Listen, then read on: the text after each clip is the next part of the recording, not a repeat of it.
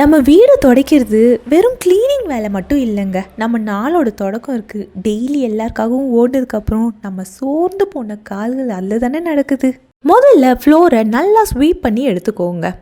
தூசி இருந்தால் மாபிங் பண்ணுறதே வேஸ்ட்டு. அடுத்து பக்கெட்டில் தண்ணி எடுத்துக்கிட்டு ஃபுல் தண்ணி எடுக்காதீங்க. ஒரு ரூமுக்கும் முடிஞ்ச அளவுக்கு வீடு ஃபுல்லாக பாசிட்டிவ் வைப்ரேஷன் பரவுறதுக்கு நம்ம அந்த தண்ணியில் கொஞ்சமாக மஞ்சள், கொஞ்சம் கல்லுப்பு, கொஞ்சம் கற்பூரம் போட்டு நல்லா மிக்ஸ் பண்ணிவிட்டு மாபை போட்டு புழிஞ்சி எடுக்க போகிறோம்.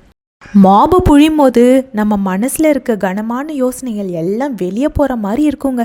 எக்ஸ்ட்ரா வாட்டர்ஸ் எல்லாத்தையும் ஸ்குவீஸ் பண்ணி எடுத்துக்கோங்க. துடைக்கும் போது எஸ் ஷேப்பில் துடைங்க, ஸ்ட்ரெயிட்டாக போக வேணாம். இந்த மாதிரி துடைச்சிங்கன்னா செம்ம க்ளீனாக. இது பெரிய வேலை இல்லை, ஆனால் முடிச்சதுக்கப்புறம் மனசு லைட்டாகவும் பாருங்கள், வேறு லெவல் ஃபீல். ஸோ சுத்தமான ஃப்ளோர் இல்லைங்க, சுத்தமான மனசு தானே முக்கியம்.